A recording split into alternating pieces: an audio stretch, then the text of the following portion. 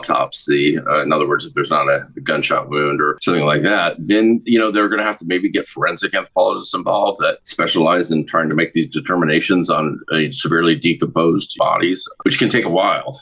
And they might be consulting with outside pathologists to see if they got it, to get comfortable with a possible determination. But something, like you said, I've been tracking those other cases and they've come back with toxicology now. In fact, she's the only one of 6 deaths on September 8th that doesn't have a cause and manner. And so it's a little bit, it's concerning, but which way it goes is hard to tell because they could have, needed additional testing. Because you thought by this point we might have had a release. You thought by this point we might have more information. Right.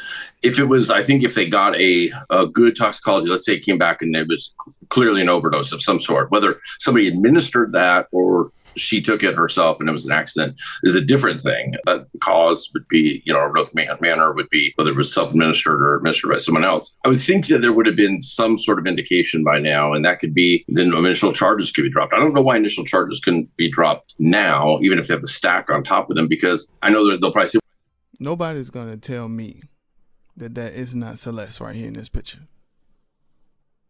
I don't give a damn.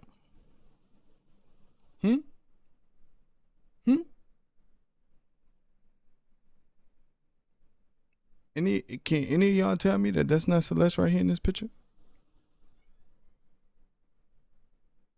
That is her. She was with him. Her cousin Esmeralda was with him. They went to Six Flags. Probably her parents was there.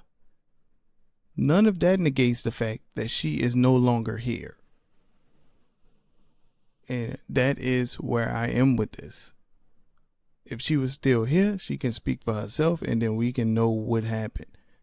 But who knows what happened in the in-between time of them being quote unquote in love and not being in that anymore.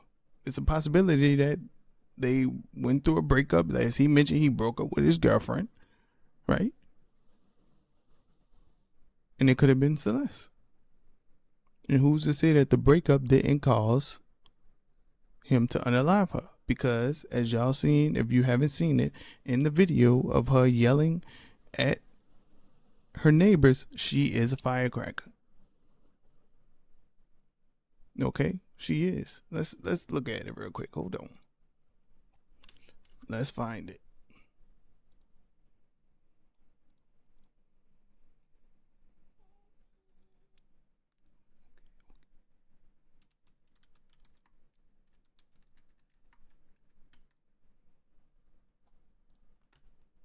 You can shop Black Friday deals now. You heard that right.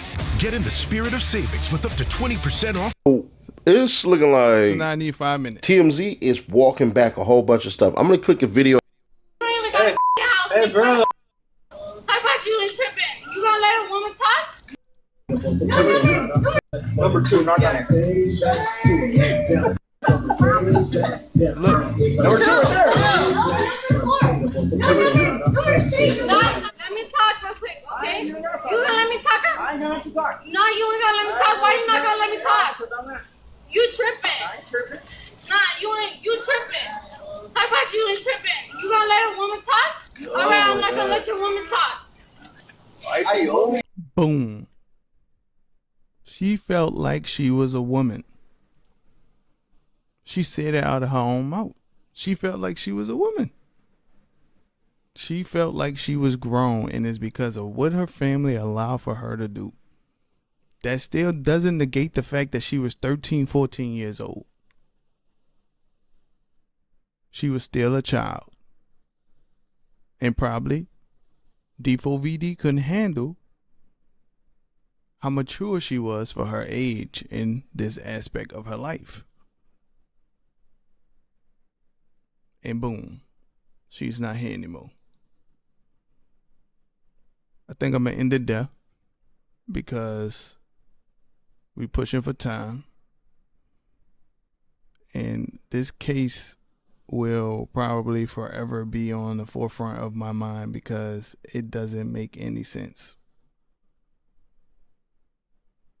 R.I.P. to Celeste. If y'all want to see more videos like this, hit the like, share, comment. And y'all on YouTube, go ahead and subscribe to your boy. We want to get justice for Celeste. But at this point in time,